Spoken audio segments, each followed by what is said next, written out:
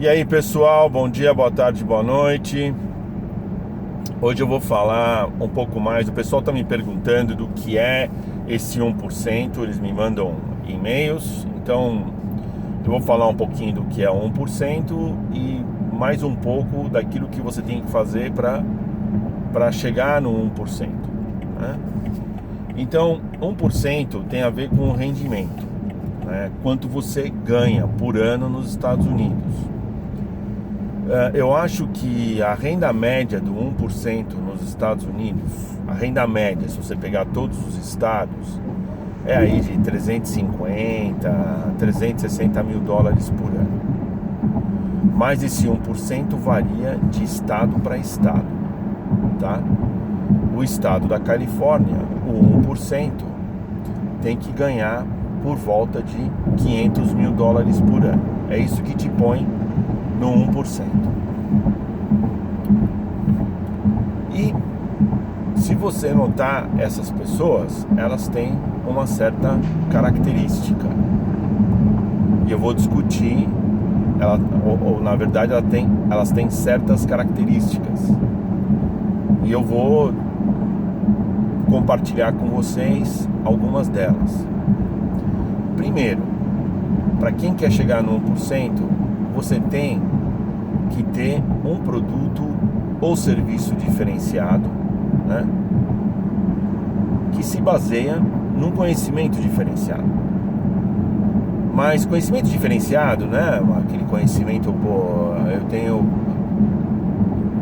louco, sabe? Que, não, eu tenho um conhecimento sobre a pata do lobo guará. Não, isso aí não vai te levar em lugar nenhum. É um conhecimento diferenciado na área que você está trabalhando, na indústria que você está trabalhando, né? Então, isso é o que é conhecimento diferenciado, que vai te ajudar a oferecer um serviço diferenciado ou um produto diferenciado. Então você vê que essas pessoas elas têm isso para oferecer.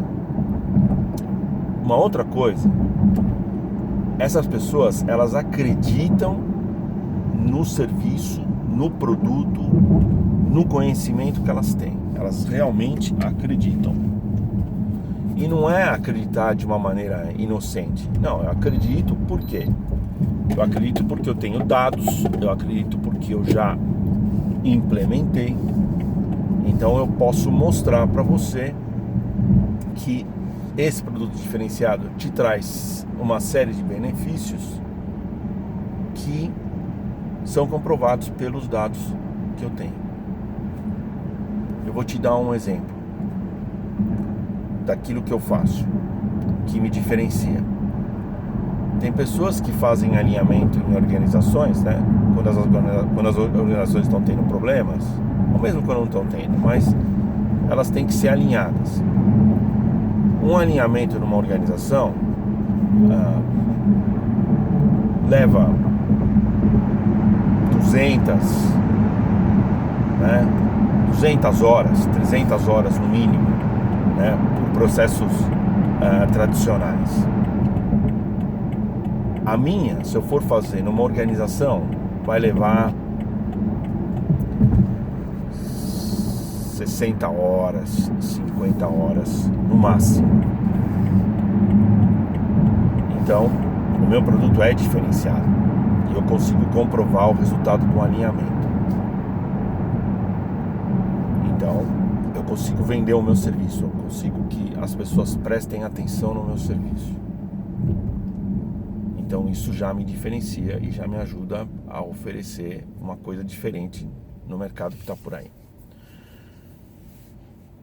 Uma outra coisa que é muito importante, né, além de acreditar naquele serviço que você faz, você sempre tem que estar pesquisando novas oportunidades, novas maneiras de fazer as coisas. Você tem que estar em melhoria contínua o tempo todo. E isso se torna uma filosofia de vida, né? Você sempre pensa em melhoria contínua. Sem a melhoria contínua, você vai ficar para trás. Porque você não pode esquecer que quem está competindo com você tá no mesmo nível. Essas pessoas também estão na busca da perfeição, elas estão num processo de melhora contínua. É uma filosofia para elas. Você tem que saber aguentar pressão, porque quando você entra nesse mundo, é pressão por todos os lados, né? É pressão da competição, é pressão da empresa e é própria pressão da situação. Eu já passei várias vezes situações em que eu tinha que resolver um problema para uma empresa. Eles não deixaram que eu fizesse a avaliação, que eles disseram que eles não tinham tempo. Eles me deram a avaliação que eles achavam que era. Quando eu cheguei lá, não era nada daquilo. Eu expliquei para a pessoa, né, da empresa o que ela fez. Eu expliquei que a avaliação não estava correta e que a metodologia que eles queriam que eu trouxesse não era adequada. O que a pessoa fez? Deu 3 tapinhas nas minhas costas e disse: você resolve. E virou as costas e foi embora. E eu tinha uma janela de 2 dias para adaptar uma nova metodologia, fazer um alinhamento assim, tipo, muito mais no GPS do que, sabe, no GPS imaginário do que com dados reais. Então, o risco que eu impus a mim, né, para minha pessoa, aceitando uma situação daquela é muito alta, mas às vezes você enfrenta situações assim. Então você tem que saber como você vai lidar com situações dessa, porque as pessoas, elas esperam, quando você está nessa faixa, que você resolva o problema. Na verdade, elas acham que você é a solução. E você tem que ficar habituado a lidar com esse tipo de pressão, porque se você não deliver, se você não produz o resultado, a decepção é grande também. Então você tem que estar preparado para lidar com a pressão.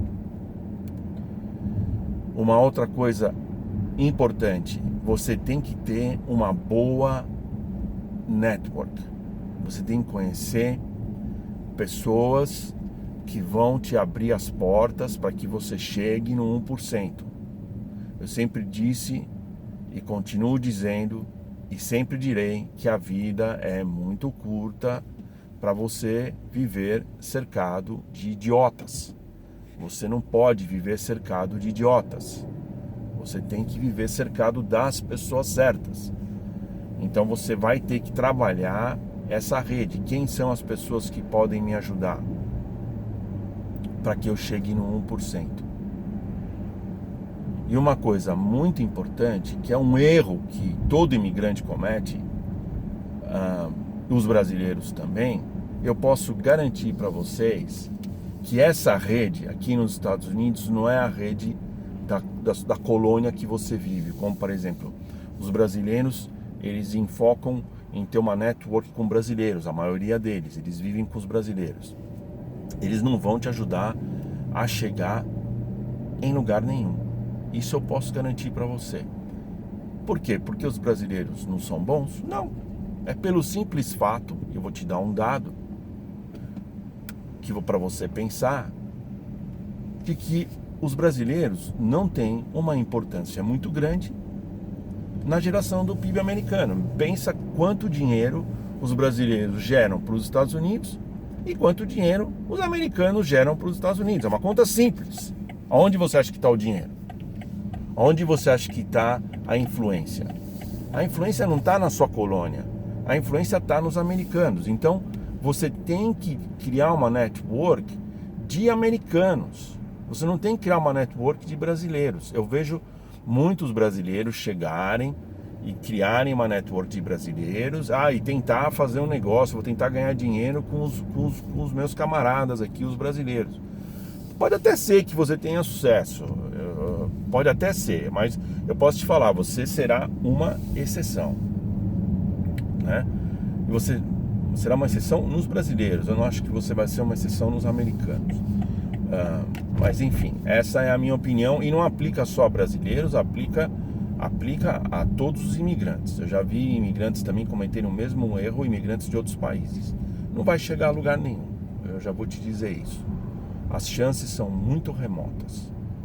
Então você tem que ter uma network de brasileiros. Uma última coisa muito importante é que você seja capaz de viver os valores americanos e de transmitir os valores americanos. Se você não tiver essa capacidade, você não vai chegar a lugar algum. Que os americanos não vão te dar poder, eles não vão deixar. Porque para eles, como para qualquer país, é muito importante que você saiba quais são os valores americanos, você saiba como carregar esses valores americanos e você saiba como compartilhar e como incentivar as pessoas a viverem os valores americanos.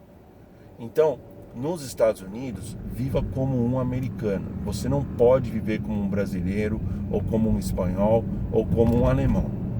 Você tem que viver como um americano. Você tem que pensar como um americano. Se você não fizer isso, você não vai chegar a lugar nenhum. Os americanos vão achar engraçadinho, brasileiro, alegre e tal, joguinho de cintura aqui, meu amigo, isso aqui é a maior gelada do mundo, né? Uma hora eu te conto, ontem eu estava numa mediação, passei 11 horas numa mediação ontem, né? E porque, sendo brasileiro, uma mediação, né, com mediadores, né, antes de você ir para que a gente chama arbitragem, né, e era eu que estava lá no meio, um brasileiro, não é? E tem sotaque quando fala inglês, mas era eu que estava no processo de decisão da mediação, representando a minha parte, né? Por que eu fui lá? Por que eu fui mandado?